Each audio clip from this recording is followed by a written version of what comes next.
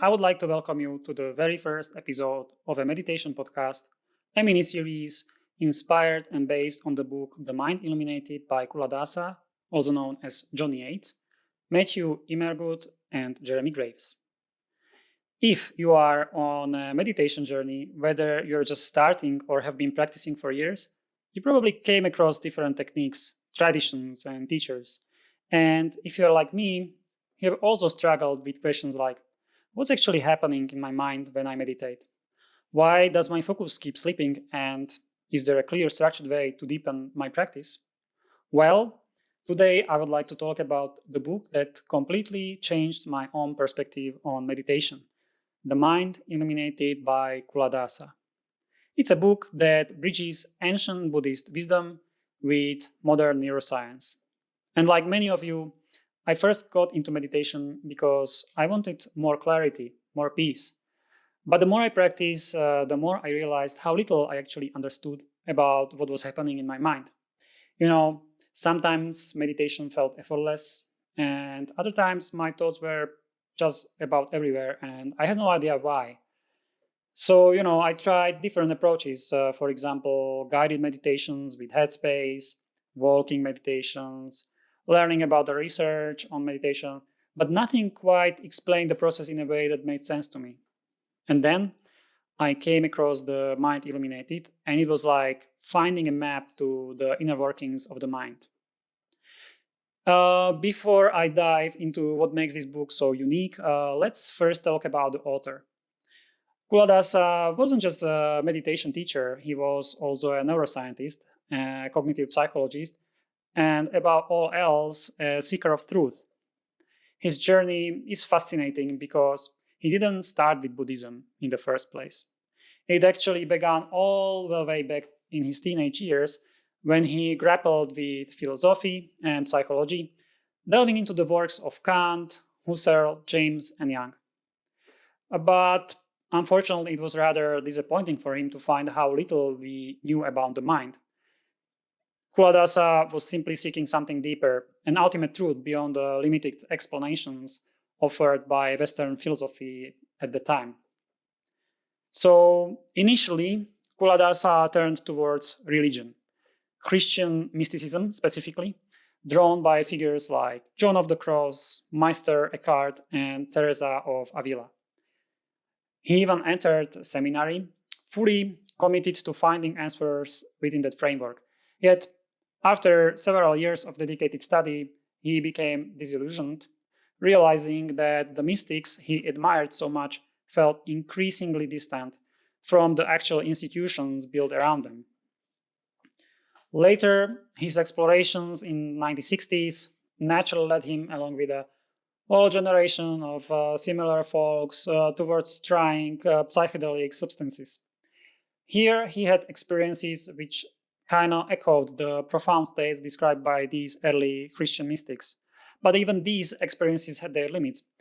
Culadasa came to an important realization that our perceptions were fluid, deeply intertwined with neurochemical events in our brains, much more so than the raw data that are provided by our senses alone. But it wasn't until Culadasa discovered Buddhist meditation that everything clicked. His first Buddhist teacher, Upasaka Kema Ananda, told him that Buddha had once said, "Do not take my word for anything I teach. Do not accept it on my authority. Come and see for yourself." To Culadasa and to me personally as well, this sounded like a scientific approach. Instead of blindly accepting some tradition or dogmas, you can simply approach it as a scientist. And what followed was an extraordinary synthesis. Culadasa dedicated himself to a dual path. On one hand, investigating the brain from the outside through the lens of neuroscience, and on the other, exploring the mind from within through intensive meditation practice. He describes meditation itself as a rigorous first-person science. And what he means by that is you can imagine that the mind is your laboratory, and the meditation techniques are the experimental apparatus, And you, or as a practitioner, you act as a researcher exploring the landscape of your inner experience.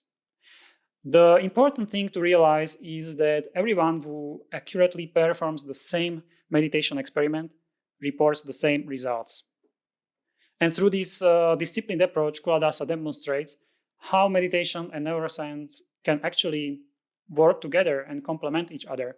Insights from meditation can guide scientific investigation, and vice versa, findings from neuroscience enrich our meditation practice.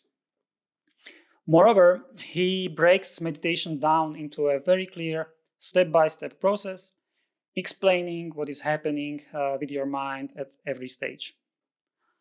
One of the biggest insights for me personally was his distinction between attention and awareness. I always thought that meditation is simply focusing on one thing. But Culadasa explains that the mind actually works in two different modes. The first is attention, where you focus on something specific, for example, a breath. And the other is awareness, which is more like a background sense of everything happening around you. And understanding this changed my practice. I stopped trying to force my focus and instead learned to balance these two modes of knowing.